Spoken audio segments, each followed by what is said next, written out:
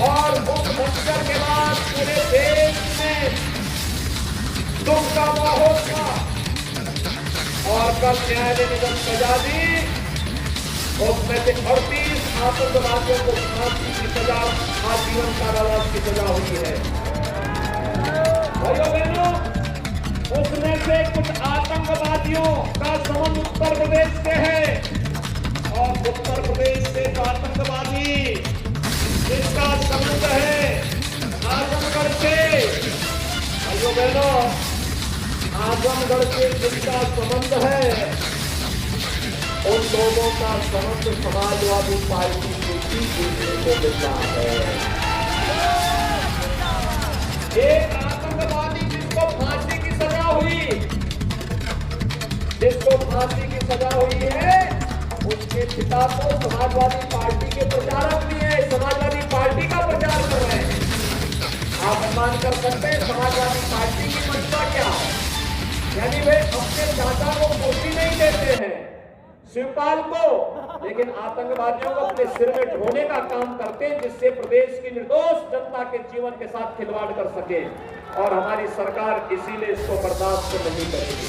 हमने इसलिए तय किया है एक हाथ से काम कराएंगे और दूसरे हाथ से इन माफिया, आतंकियों और दंगाइयों की छाती पे बुलडोजर चढ़ाने का भी काम करेंगे। दोनों काम साथ चलेंगे। बोलने तो नारा लगाएंगे तो इस कार्यकर्ता को काहे परेशान कर रहे हैं? आराम से बैठो। उत्साही कार्यकर्ता है, बेचारे का पैर निकल उनका, आराम से बैठो, आराम से बैठ के नारा बैठ के लगा लो, बैठ के लगा। हमारी पूरी संवेदना आपके प्रति है, आप अच्छे कार्यकर्ता हैं।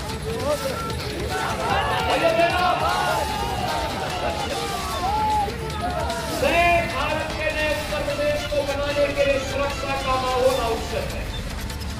सुरक्षा के बगैर भाइयों बहनों विकास की कोई सार्थकता नहीं। कितना भी हम विकास करा ले, कितना भी विकास करा ले, लेकिन अगर सुरक्षा नहीं है हमारी माताओं बहनों के लिए, हमारे व्यापारियों के लिए, हमारे नौजवानों के लिए, हमारे नागरिकों के लिए विकास का क्या मतलब है? और इसीलिए सुरक्षा पहली शर्त होती है। याद करिए डबल इंजन की जो भारतीय जनता पार्टी की सरकार आई है, यह सुरक्षा लेकर के आई है। सुरक्षा पहले पर्व और त्योहार आते थे और पर्व और त्योहार के पहले प्रदेश में दंगे शुरू होते थे, बिजली भी दी जाती थी। तो ईद और मुहर्रम में बिजली, लेकिन होली और दीपावली बिजली गायब हो सकती है। काशी भव्य बन गई है, मथुरा, वृंदावन, बरसाना, गोवर्धन, नंदगांव, गोकुल ये भी संवर रही है। तो फिर नेविस कैसे बच जाएगी? नेविस को तो भव्य रूप लेना ही है। भारत की ऋषि परंपरा की आत्मा है नेविस को, तो नेविस को हम कैसे छोड़ देंगे? और इसीलिए नेविस के विकास के लिए जितने पैसे की आवश्यकता पड़ेगी उतना पैसा यहाँ के विकास के लिए देंगे। इसके लिए नेविस वासियों को और सीतापुर वासियों को किसी के सामने हाथ फैलाने की आवश्यकता नहीं पड़ेगी।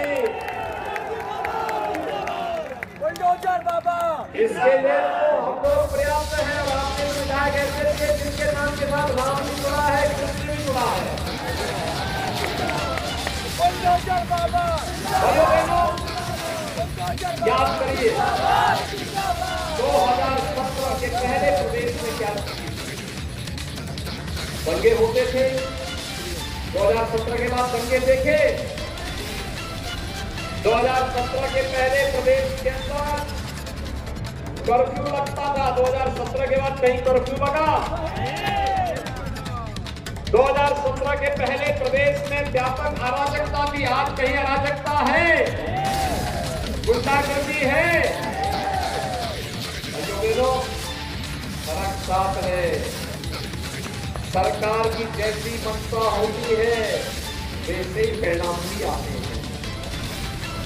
याद करिए 2017 के पहले जब 2012 में समाजवादी पार्टी की सरकार आई थी, समाजवादी पार्टी की सरकार ने पहला निर्णय क्या लिया था? आतंकवादियों के मुकदमों को वापस देने का दिया। देखिए यहाँ के संतों पर, यहाँ के पुजारियों पर, वितरित के नागरिकों पर, नेविस के नागरिकों पर, पत्रकारों पर झूठे मुकदमे दर्ज करती थी, लेकिन आतंकवादियों के मुकदमों को वापस देती थी। ये समाजवादी पार्टी थी। अयोध्या में जिन लोगों ने आतंकी हमला किया, काशी में संकट मोचन मंदिर पर जिन्होंने हमला किया, अयोध्या, लखनऊ और वाराणसी की कचहरियों पर जिन्होंने हमला किया, रामपुर के सीआरपीएफ कैंप पर जिन्होंने हमला किया था, जिन्होंने गोरखपुर, कानपुर, बिजनौर में सीरियल ब्लास्ट किए थे, ऐसे 1.5 दर्जन के कुछ आतंकवादियों के मुकदमों को समाजवादी पार्टी ने अपने कार्यकाल में वापस लेने का कुछ प्रयास किया था। भारतीय जनता पार्टी ने आंदोलन किया था। न्यायालय ने स्थगन आदेश देकर के उन पर रोक लगाई थी। अरे भाइयों बहनों, ये आतंकवादी बाहर आते तो क्या पुष्प वर्षा करते? क्या जगह जगह पूरे प्रदेश को दहलाते? समाजवादी पार्टी की मंशा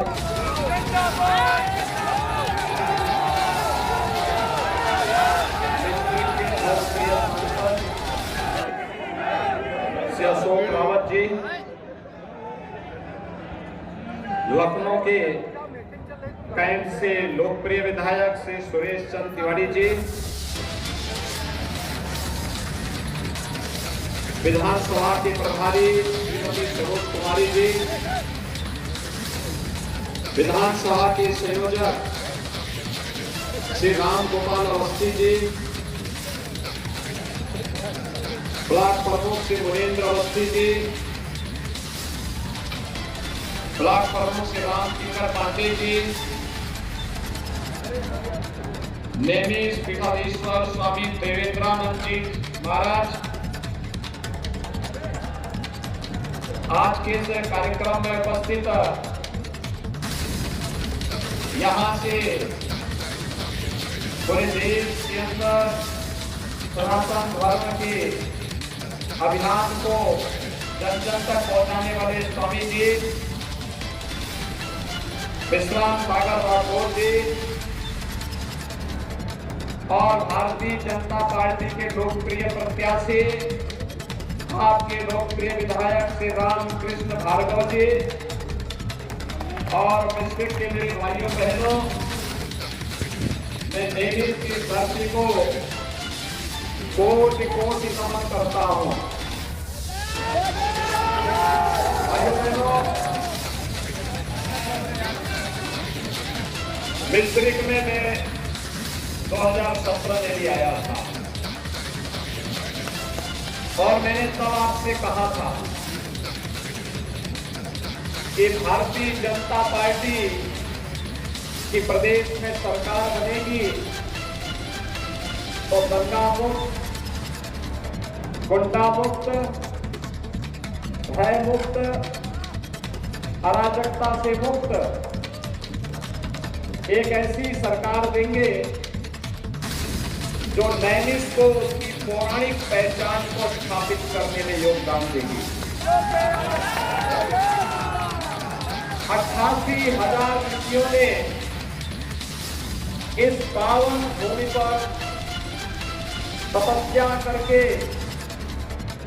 वैदिक और पौराणिक सनातन धर्म की परंपरा को जिन ऊंचाइयों को प्रदान किया था, आज भी देश और दुनिया के लिए नैमिष की धरती एक नई प्रेरणा और नए प्रकाश का केंद्र बिंदु बना हुआ है। भाइयों बहनों, जो भी लखनऊ आता है उसकी इच्छा होती है कि मैं नैमिष का भी दर्शन करूं। जो भी श्रद्धालु अयोध्या आता है उसके मन में एक कामना होती है कि मैं नैमिष का दर्शन करूं। मैं देखता हूं पूरे देश के अंदर योगी आदित्यनाथ जी मंच पर आ चुके हैं। हम सबका कर्तव्य ध्वनि से उनका स्वागत करेंगे। भारत माता की, भारत माता की, भारत माता की, भारत माता की, वंदे वंदे।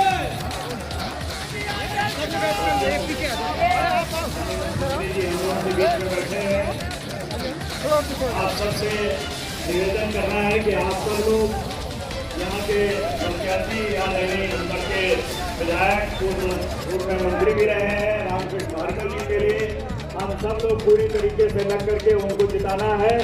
23 तारीख को आने वाले दिन को मतदान करना है।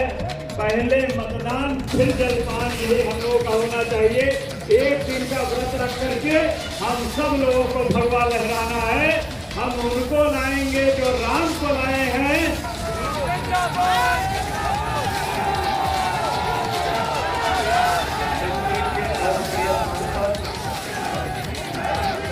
अशोक रावत जी, लखनऊ के कैंप से लोकप्रिय विधायक श्री सुरेश चंद्र तिवारी जी, विधानसभा के प्रभारी श्रीमती सरोज कुमारी जी,